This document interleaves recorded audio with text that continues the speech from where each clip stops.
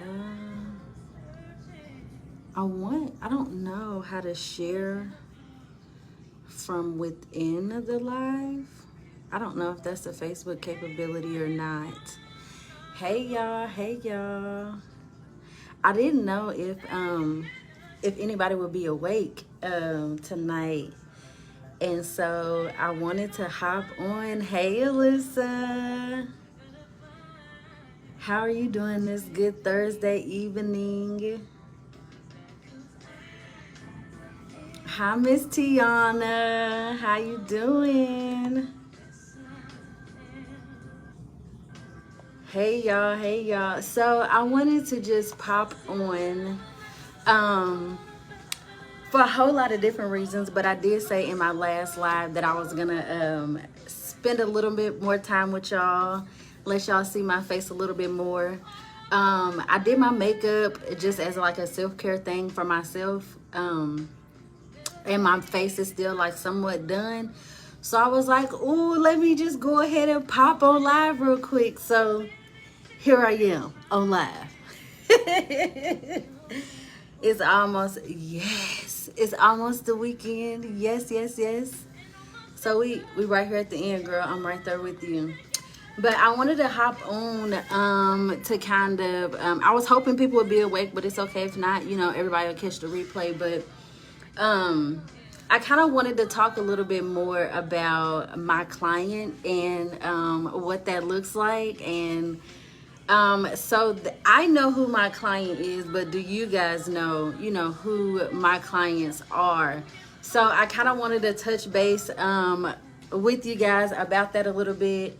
My mentor asked me a while back, like, you're becoming a life coach, so who are you coaching? Who are you coaching? And I was like, and I thought about it for a little bit, and I was like, the old me, the me I used to be. And then they say, well, who was the one you used to be? So that's kind of what I want to talk about a little bit tonight, kind of just touch on that. Do you know, like, I want y'all to talk back to me. If you stick around, talk back to me. Do you know what a life coach is, and what do you expect from a life coach, and things like that? Like, what are your questions surrounding the work that I do? So if you have questions, this is the time to ask. If you catch in the replay, still comment with your questions, because I'm definitely going to circle back and make sure I get to everybody. But again, like, I just wanted to touch base with y'all. My mentor asked me, who is the person that you're trying to help? What is and if you're a business owner, what is your avatar? Who is that one person? So I am going to talk a little bit about myself, because the old me, I can relate to the old me, and I know that there are more women out there just like who I used to be, and they want to know how can they grow, how can they be better, and how can they come out of the situations that they're in. So yeah, I think when I first decided to become a life coach, it was right after my brain surgery. And if you've been friends with me on my personal page for a little while, then you know I had brain surgery in 2019. And so life for me had to become drastically different. And that's when I became so passionate about taking care of myself. And after brain surgery, I wasn't able to lift things. I can't do any strenuous exercises. Like, there was like a long list of things that I could not do, and I still can't. Like, I still have to listen to my body, like, hey, slow down, you're doing too much. So there's a lot of things that that I could not do after surgery, that I had to modify and adjust, right? And so I became super, super passionate about taking care of myself. And it wasn't until I was forced to sit down, with the surgery or whatever, that I realized how much I was not taking care of myself. And now looking back, it seems so simple. But going through the motion, it was not. And so to give you an idea of what I looked like before surgery, I felt like I was a person that the family called whenever they needed anything. If someone needed, an extra hand around the house, or if they needed a babysitter, I need a babysitter some days too. So, no shade in that area, but like I felt as if I was the go-to for a lot. And I seemed as if on the outside looking in, it looked like I had it all together. It seemed like I was the responsible person, and I took care of business, which was true. However, to give you a different outtake on it, my son's dad didn't show up, like I felt like they needed to. So that left me no choice but to take care of business and be the responsible one. So it's not that I chose to be the strong friend.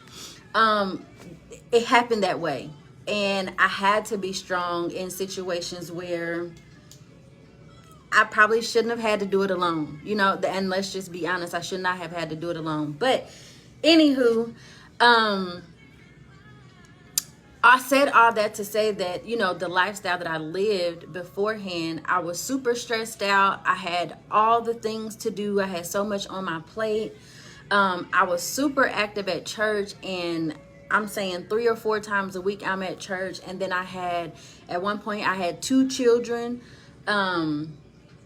And so trying to juggle being a single parent of 2 children, an active church member, a loyal friend, a good family member, trying to show up for everyone else in all the different capacities, I didn't show up for myself.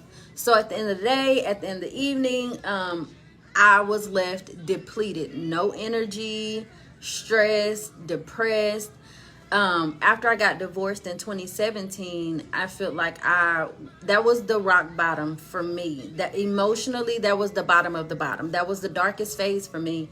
And so I went through a few months of just blank, nothing, no feelings. I did things and went places I probably shouldn't have, but I was at the bottom. I was the lowest of the low. And it seemed like there was no helping hands. It seemed like I had to come out of this hole on my own.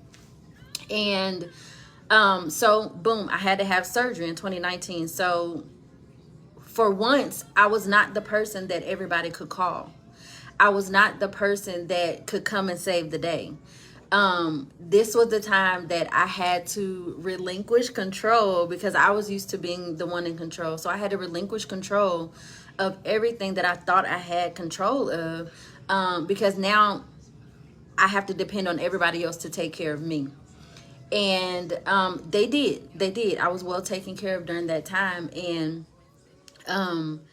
it let me know that, one, I was showing up in ways that I didn't have to. So while some days I was going to bed frustrated, tired, stressed out because the kids was crying and they wouldn't stop, and I had all the things, the dinner, laundry, everything, right? So I felt like I had to do it all along, but I did have people, in my circle that I probably could have leaned on a little bit more in those hectic moments. So what did I do to get beyond all of that? And I talk on my hands, and I'm sorry if y'all, don't be offended because I'm moving my hands a lot. But I said all that to say that I know that there is another mother out there who ends the day in tears. I know that there is another mother who wants a break. I know that there is another mother who just need a day to breathe. I know that there is another mother who wishes that someone would just come pick up the kids so she can clean the house in peace. I know that there are women that was just like me out there who needs to hear me. I know it. And if that's you, put "it's me" in the comments. Put "it's me" in the comments. And if you want to, you have to be really honest with yourself. You're not a bad parent. You're not a bad wife or girlfriend or whatever role that you play in everyone else's life. You're not a bad person because you're choosing to take care of you. You don't have to end every day stressed. You don't have to end every day in tears. You don't have to check off all the chores on the list every day. You don't have to do that. There are things that you can do to manage your time better. There are things you can do to make sure that you are pouring into you so that you can serve your family. Because a lot of times when I come in contact with women, they say that they feel like they have to show up for someone else. Rarely do they say they need to show up for themselves. But I often say and just remind them that if you're not good, if you're no good, then you're no good to anybody else. So just imagine if I had ignored going to the doctor when I saw symptoms for my brain surgery. What if I had said, it's nothing, I'll just, and actually for a while I did. I ignored some of the symptoms. But imagine if we never attended to that. I never attended to that, and how far more progressed an illness would have been. What if it would have gotten to a point where it was irreversible? And honestly, they told me I would never be the same. So that's one of the reasons why I know that I have to, and I'm just trying to play music in the background. But that's one of the reasons that I know that I have to speak up, and I have to let women who are just like me know that you don't have to live your life like that. You don't have to be stressed and depressed and defeated. You don't have to. Stick around and I'm going to show you how. Because today I am happy, I am healthy, I am in a super loving relationship, and I have no complaints. I have no complaints. Is my life absolutely perfect? No. Are there things I probably could tweak? Yes, but I am so happy. Actually, what I feel is joy, because regardless of what's going on in the world around me, I can always smile. And that was not always the case. I would smile, but on the inside, I was crying. I was mean. I was angry. I was bitter. And it was real dark on the inside, and I would smile, but it was real ugly on the inside. And so after I had brain surgery, I did the work. I did the work because I knew that my life could no longer go back to how it once was. I could no longer operate in stress. I could no longer just do enough just to get by, just to survive, just to wake up, go to work, come home, clean up, and do it all over again. Like, I knew that that wasn't the life that I wanted to live. And so there were days during recovery that I would just be at home alone. And I sat in my bed, and I could only walk from my bed to the restroom, and that's it. That's all I could do until someone else came home to help me move around or whatever. And in those moments, I would listen to YouTube videos and motivational videos, Les Brown, Lisa Nichols, and there's like probably a long list of others, but I would listen to them, and I would write down what I felt.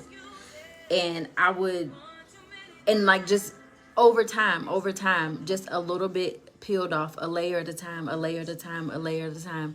And I always go to journaling for everybody, because that is such a huge help for me. It's been such a huge help to get my thoughts out on paper, to see it and read it back to myself. It was kind of like a therapy session all within itself, because a lot of times I would realize that whatever I was angry at was more than, it was more so me than the opposite person or the opposing person or situation or whatever. So, but I pledged at that moment, during my recovery, that I'm going to help women just like me. I'm going to let them know that they don't have to be stressed. I'm going to let them know that they don't have to end the day like I used to end my days. So, is that you? Are you that parent? Are you that woman? Are you that mother who, there's more, you want to do more, that something needs to change and you don't really know how? Call me, inbox me, comment, it's me. Put it in the comments and let me know that I'm talking to you. And again, if you're not in the room, if you catch the replay, still put in the comments, it's me, it's me, it's me. And I'll definitely connect with you. If you don't, like, if you're a little bit shy and you really don't know, about putting it out there for everybody to see, DM me because I do enjoy being able to dig into one-on-one sometimes, so that I can get into particulars of your situation. I also enjoy the group sessions. We do have a group session coming up where we're all gonna get together, and this one is 2.0. So Grow and Glow 2.0. Last year we did face, we did makeup, we did the outside. We talked about how to show up physically. This year, Grow and Glow 2.0 is gonna be a little bit more chill. We're gonna work on some of the inside, some of the things that we don't talk about. So Grow and Glow 2.0 fireside chat is gonna be in September. So we're gonna get together. A lot of the ladies are gonna get together, and we're just gonna talk about the stuff we don't usually talk about. And I'm gonna give you guys some tools and some tricks and some tips to help make your life a little bit easier, to have you, so that you're armed with the right things, so that you don't have to be stressed, and so that you can live your best life. Once I learned how to take care of me, once I learned to cater to me, I began to think more clearly. My anxiety lessened. I was able to set boundaries, and oh boy, boundaries is a whole conversation on its own. But I learned what boundaries I needed to set so that I was able to be my best self. And none of that happened until I started to spend time with myself, and I started to figure myself out, and I started to pour into me.